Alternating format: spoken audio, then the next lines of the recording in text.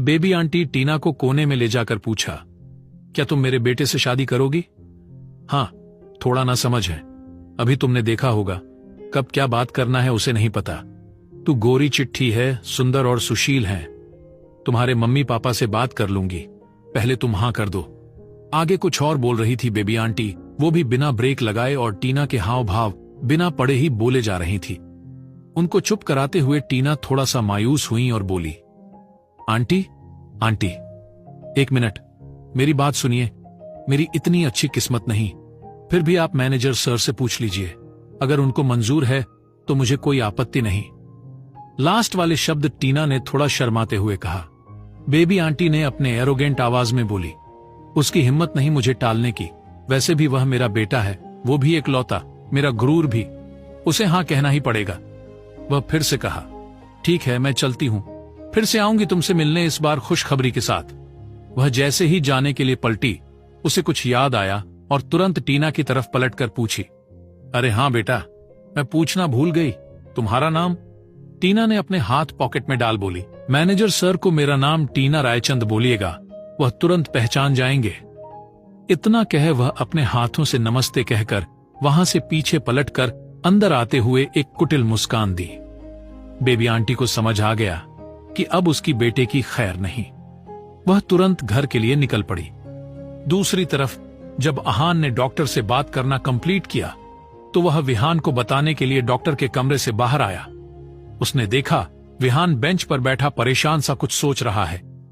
अहान उसके पास बैठते हुए पूछा, क्या बात है विहान, क्या हुआ? ऐसे परेशान सा चेहरा लिए क्यों बैठे हो? विहान अहान की तरफ मुड़ आंखों में आंसुओं लिए बोला, सब खत्म हो गया, मेरा इतने सालों की मेहनत सब बर्बाद हो गया।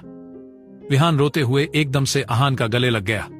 अहान विहान को ऐसा देख असमंजस में ऐसे ही गले लगे हुए ही बोला, यार देख तू ऐसे मुझे डरा मत, पूरी बात बोल कि क्या हुआ, शायद मैं तेरा कुछ मदद कर सकूं। विहान थोड़ा दूर हटते हुए कहा, अभी मेल आई है, मुझे उस प्रोजेक्ट से निकाल दिया जिसके लिए मुझे आज लद्दाख जाना था, और हेडक्वार्टर्स में मेरी ट्रांसफर भी कर दिया। यह सुनते ही अहान को कल विहान ने जब खुश होकर प्रोजेक्ट उसे मिलने की बात बताई, उस वक्त की याद आई, और साथ ही साथ उसे मेघा के धोखे की बात भी याद आई। तो वह गुस्से में उफनता हुआ बोला, सब मेरी गलती है, मैं तुम दोनों का अच्छे से ध्यान नहीं रखा और अपने रिस्पॉन्सिबिलिटी से भटक गया। विहान को अहान की बात सुन कुछ समझ नहीं आया और कहा, तेरी गलती नहीं है, अगर कल तू घर पर पापा की ध्यान रखने के लिए होता भी, मैं उन्हें ऐसे हालत में थोड़ी ना छोड़कर जाता। मुझे दुख इस बात का है, सिर्फ एक रात में सब तहस नहस हो गया। एक दिन मैं ऑफिस नहीं गया तो देखो उस अमर को, कैसे मेरे मैनेजर के कान भरकर मुझे प्रोजेक्ट से हटवा दिया। अहान अब विहान को संभालते हुए समझाते हुए कहा, अगर तू इतना पॉजिटिव सोच ही रहा है तो ऐसा भी हो सकता है कि तेरे जिंदगी में कुछ अच्छा होने वाला होगा। तू मायूस मत हो, और बता तुझे कब से ज्वाइन करना है हेडक्वार्टर्स में? विहान ने चहकते हुए कहा, अरे हाँ यार, मैंने तो इस तरह से सोचा ही नहीं, थैंक्स यार, तूने मेरा हौसला बढ़ा दिया, और वैसे भी मेरे पास उस जॉब में ज्वाइन होने के लिए 10 दिन का वक्त है, इतने में पापा का ऑपरेशन होकर ठीक भी हो जाएंगे। वैसे डॉक्टर ने क्या कहा? अहान ने डॉक्टर की बात दोहराते हुए कहा, हम दोनों की किडनीज मैच नहीं हुई तो डॉक्टर ने कहा दूसरे हॉस्पिटल में जो कोमा पेशेंट हैं, अगर उनका किडनी मैच करता है तो उनके घर वालों से बात कर उनकी किडनी ट्रांसप्लांट करेंगे। विहान ये सुन खुश होते हुए बोला, ये तो खुशी की बात है, देखना पापा जल्द ही अच्छे हो जाएंगे। अहान थोड़ा सा परेशान होकर कहा, विहान सब कुछ तो ठीक है, लेकिन हम पैसों का इंतजाम कहां से करेंगे? तेरी जॉब तो चली गई, जो सेविंग्स है वो तो पापा के दवाइयों में ही खर्च हो जाएंगे, घर तो पहले से ही गिरवी है, अब ऑपरेशन के लिए पैसे कहां से आएंगे?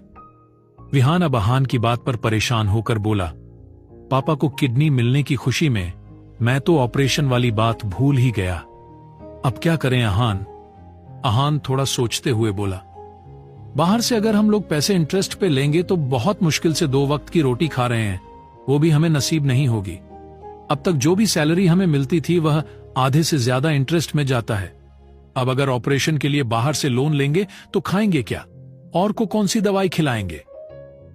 विहान भी मार्केट के लोन शार्क्स के बारे में ही सोच रहा था, जो इंटरेस्ट के पैसों के लिए आदमी का खून और पसीना दोनों ही निचोड़ लेता है।